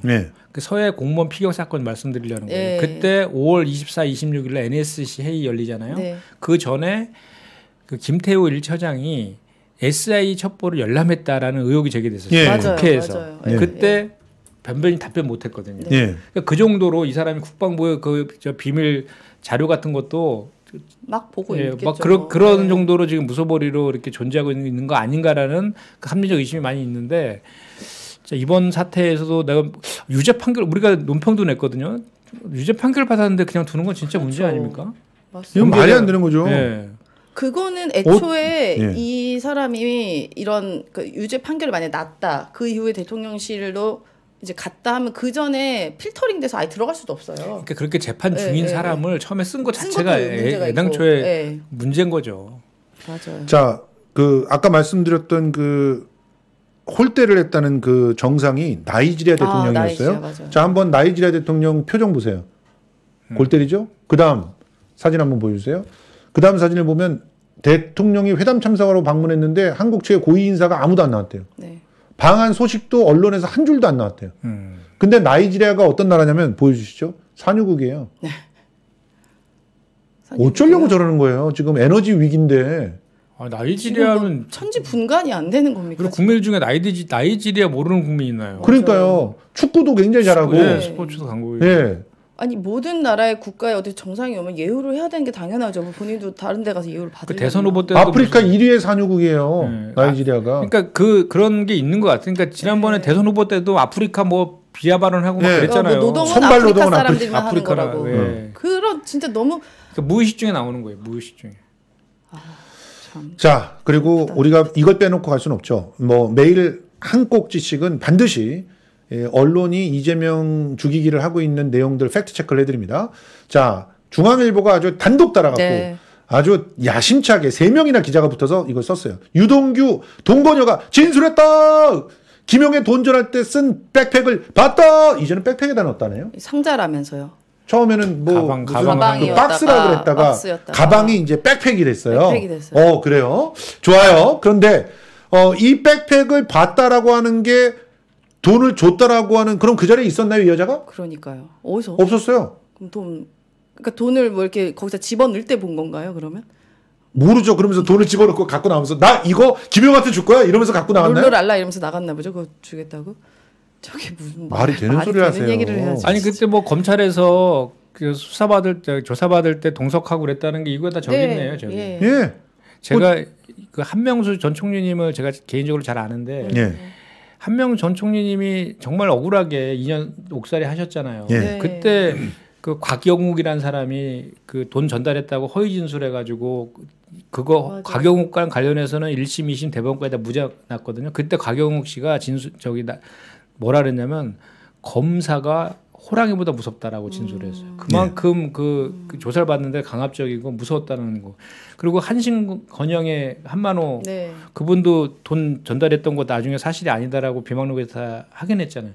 이렇게 조작 수사에 능한 게 특수부 검사들이지 않았습니까? 그런 전례들이 없으면 모르겠는데 많잖아요. 네. 박지원 전 맞죠. 의원도 그렇고 뭐 신계륜 의원도 그렇고 많이 있다 보니까 이번 같은 경우에는 제가 이제 저도 이제 이 관련해 가지고 이제 브리핑도 하고 이렇게 해서 팩트를 저희가 이제 시간 순서별로 좀 정리를 좀 한 게 있는데 네. 정말 이거는 좀 이해가 안 되는 측면이 몇 개가 있어요. 그러니까 뭐냐면 사실 저희는 그 유동규를 풀어준 거는 일부러 풀어줬다고 봐요. 그럼요. 언론에 계속 이러라고. 얘기하게 그렇죠. 하려고. 예. 오히려 스피커로. 근데 남욱도 다음 달에 풀어준다는 거 아닙니까? 네. 네. 그러니까 아니 본인이 죄를 자백해도 왜 풀어줍니까? 그 말도 안 되는 남욱은 얘기죠. 공범인데 기소가 안 됐어요. 예. 그래서 이제 저희가 정말로 그 우리 애청자 지금 이거 보고 계시는 분들도 그렇고 우리 국민들이 속으면 안 되는 게 한 십몇 년에 걸친 얘기들을 뒤죽박죽 섞어가지고 네. 기승전 김용한테 돈 줬다. 이렇게 지금 언론들이 단독이란 이름으로 넣고 있거든요. 네. 근데 그거를 시간 순서별로 우리가 정확히 볼 필요가 있어요. 네. 최근에는 뭐 천화동인 1호가 뭐 이재명 측이랑 관련이 있다는 식으로 또 남욱이가 진술했던데 그 김만배가 아니라고 부정했잖아요. 정영화 회계사하고. 근데 우리가 정확히 봐야 될 게 이제 여기서 중요한 사람은 유동규하고 남욱이잖아요. 네, 그리고 김만배 그렇죠. 정도가 이제 있는데 한번 시간별로 보면은 작년 4월부터 8월까지 전달했어요. 그죠? 근데 작년 9월 달에 남욱이 귀국하면서 네. 그 JTBC랑 언론 인터뷰할 때 12년 동안 로비했는데 CR도 안 맥혔다 그랬거든요. 네. 12년 맞아요. 동안 로비했는데 안 맥혔어요. 그러면 2021년도부터 12년을 소급해 가면 2009년이잖아요. 네. 그 이후에 남욱이가 이명박 현 대표하고 관련된 건 이재명 대표하고 관련된 거는 아무것도 없다는 걸 스스로 자백한 거잖아요. 예. 자유로운 상태에서 한 얘기가 훨씬 더 신빙성이 있는 신빙성이 있는 건데 거죠. 단독해서 하는 얘기가 2014년 재선할 때 성남시장 재선할 때 뭐 댓글 부대를 운용했다 남욱 직원들을 시켜서 이거 사실 아니잖아요. 예를 들어서 본인이 잘 보이기 싶어서 이재명 대표한테 잘 보이고 싶어서 한 거일지 모르겠지만 이재명 대표는 교감하겠다는 건 전혀 아닌 거고 그러니까 그거는 남욱이의 진술은 전부 그 자체로 이제 신빙성이 없는 거예요. 12년 동안 거는. 아유 그리고 솔직히 말해서 남욱은 그때까지만 해도 한나라당 그러니까 새누리당 의원들한테 로비했었어요. 그 청년 부위원장 했잖아요. 예. 예. 말이 되는 소리예요. 이번에 아니 그 사람들 털어야지 지금. 그 누구죠? 이번에 정민영 변호사 있죠. 네. 그래도 그 박영수의 저 로펌에서 같이 일하던 사람이잖아요. 그리고 저기 국민의힘 예. 비서관 오래 했잖아요. 맞아요. 보좌관 했었어요. 예, 오래 했다고요. 그러니까 다 그쪽이란 건데 있는 거거든요. 그런 거 하나도 보도를 안 해요. 예, 그리고 여러분 그리고 꼭 기억하세요. 그리고 이제 중요한 건 유동규. 유동규도 저기 우리 이재명 대표께서 도지사 시절에 경기관광공사 사장이 되잖아요. 네. 그러면서 본인이 영화 좋아해갖고 380억 정도를 투자해달라고 했는데 맞아. 이재명 까이니까. 예, 까였잖아요. 그러니까 그만뒀잖아요. 네. 그게 2020년이란 말이에요. 그다음부터 앙심 품었다며. 예, 20년 12월 달에 이미 앙심 품고 그만뒀는데 그 이후에 21년도에 왜 돈을 줍니까? 갑자기 그렇죠. 돈까지 받을 측근이 돼버린 거예요. 그러니까 서로 앞뒤가 안 맞잖아요. 네. 그리고 뭐 아까 좀 잠깐 말씀하셨지만 뭐 종이 상자하고 뭐 가방 있는데 아니 뭐 뇌물 주고 도로 가방을 가져가는 게 어디 있습니까? 상식적으로. 아니 그리고 뇌물을 지금 요새가 어떤 때인데 핸드폰도 다 있는데 그 뇌물을 주자면 정말 긴밀하게 한 명이 싹 가서 몰래 줘야지. 너 거치고 나 거치고 나 거치고 이게 무슨 예. 그게 뭐예요? 그러니까 우리가 그리고 절대로 백팩에 메고 가. 백팩에. 그래서 언론 보도에 나오고 있는 이런 것들을 시간 전후로 우리가 잘 따져봐야 되는데 맞아요. 정리가 돼야 될 것 같아요. 예, 그거 정말 정리를 해서 좀 많이 좀 말씀을 좀 해주셔야 돼요. 이 백팩 상상은 작은 아씨들 드라마 작은 아씨들을 보고 만든 거라고 생각을 합니다. 작은 아씨들을 보니까 등에다 지으면 그런 좀 그럴 듯하겠죠. 그래도 작은 아씨들도 보세요. 아무도 신경 안 쓰는 락커에다 넣어놓고 나오잖아요. 네. 그런 건 있어야 되지 않겠습니까, 최소한? 그리고 그 락커에 들어갈 때 메고 갔고 나올 때 놓고 오는 그런 CCTV가 있었잖아요. 작은 아씨들에는 그런 거 있습니까? 없잖아. 그리고 이제 여기 이걸 수사하고 있는 검사 중에 어미준 검사라고 있어요. 예. 그 한명수. 예, 그것뿐이 아까 얘기했던 한명수 총리 그거 의자가 돈을 받았다. 모해 이증 그 교사해갖고 했던 그 검사예요. 그런 한만 원 검사들- 두드러 까가지고 막. 네. 예, 그런 검사들이 여기 지금 대거 이제 투입돼 있는 거. 그래서 이제는 실체적 진실을 넘어서 조작 그 수사에 대한 우려까지 지금 나가고 있는 거거든요. 그래서 예. 김용 그 부원장이 그 공식 입장문을 발표했잖아요. 거대한 조작의 중심이 서 있다. 네. 예. 본인은 받은 적이 없다라고 했고 현근택 변호사가 추가로 이제 변호사로 네, 선임돼서 네. 들어가서 변론하고 있는데 얘기 들어보니까 아침 9시부터 10시까지 의자에 앉혀놓고 거의 그 뭐 이렇게 실무자 남욱 실무자가 갖고 있는 메모지는 보통 증거를 제시하면서 물어보잖아요. 그렇죠. 이거 사실이냐? 그러면서 근데 그거- 압박하면서 물어보잖아요. 예, 그건 증거를 보고. 제시도 안 하면서 하루 10시간씩 이렇게 의자에 앉아 12시간씩 앉혀놓고 있는데 물어보는 거에 거의 90%는 전부 대장동 것만 물어보고 있다지 않습니까? 네. 지금. 대장동 그 50억 클럽한테 더 물어보시면 다 빨리 나올 것 박용수를 같은데요. 네. 조사하세요. 박용수는 검찰이 대장동 건으로는 조사를 하지 않고 지금 무슨 뭐 뇌물 받은 사건 있잖아요. 그 무슨 뭐 수산업자인가 거기서부터 그 포르쉐 받은 그것만 조사하고 있답니다. 뭐가 참 연결될 것 같아요. 잘들 놀고 계십니다. 그래서 제가 예. 어제 그 대변인 논평을 했거든요. 그 천화동인 1호가 마치 뭐 이재명 저 대표와 연결되어 있는 것처럼 그 남욱한 그것 때문에 내가 팩트를 가지고 이제 브리핑하고 이 마지막에 그래서 제가 다시 한번 그 촉구했죠. 예. 특검하자. 왜 특검 안 하냐? 이거 1년 동안에 작년 9월부터 시작한 수사가 그 저 검사하고 수사관 합쳐서 400명을 투입했대잖아요. 네. 그 성과라는 게 겨우 그 곽상도 50억 받은 거 그저 아들이 네. 그거 정도 재판에 넘긴 거 외에는 아무것도 지금 못 찾아내는 그런 수사 아닙니까? 예. 그래서 작년 9월에 이미 국민의힘의 윤석열 후보랑 국민의힘에서 특검하자고 먼저 했잖아요. 예. 네. 그 김기현 의원이 발의한 특검법이 있어요. 예. 그 당시에. 예. 그거 그대로 하면 됩니다. 이재명 후보가 하자고 하는 거잖아요, 지금. 네, 네. 그대로 하면 됩니다. 그래서 내가 그거지 국민 60% 이상이 이제는 검찰 그 공정하다 생각하지 않습니다. 그리고 특검 그럼요. 필요하다고 하니까 그거 하면 됩니다. 그거 안 하면은 안 한 자가 범인입니다. 알겠습니다. 자, 오늘도 이렇게 숨가쁘게 달려봤습니다. 와, 좀 준비할 때 좀 시간이 걸려갖고 늦게 시작했는데 지금도 2,000명 가량 이렇게 함께 봐주셔서 너무 감사하고요. 지금 김성수 TV의 힘이 필요합니다. 구독, 좋아요 좀 들어주세요. 구독, 좋아요, 그리고 알림 설정, 댓글 해주셔서 응원해 주시고요. 여러분들이 직접 김성수 TV의 PD가 될 수 있는 방법도 있습니다. 그것은 멤버십, 자발적 시청료, 그리고 뭐 슈퍼챗 등등으로 저희 프로그램 이렇게 만들어야 된다 의견 같이 달아주시면서 전달해 주시면 저희들이 그 의견 소중하게 받아들여서 방송의 제작에 투영하도록 하겠습니다. 자, 오늘 김성수 TV는 이따가 제보자를 만나러 갑니다. 그 제보자를 만나서 특히 우익들이 지금 이 사건을 어떻게 왜곡하려고 하는지 제보가 나오고 있는데요. 그 내용 착실히 준비해가지고 또 필요하면 더 큰 스피커들과 함께 공동 송출해서 방송을 해보도록 하겠습니다. 그리고 내일 있게 되는 쌍게임 시대도 격려 많이 해주시고요. 여러분 김성수 TV가 늘 노력하고 있다는 거 기억해 주시길 부탁드립니다. 물러갑니다. 고맙습니다. 물러갑니다.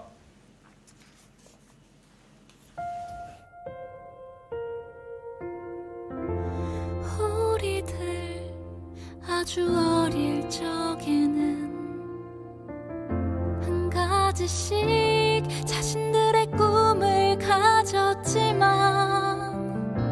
커가면서 우리들은 그만 자신을 잃고 말았지.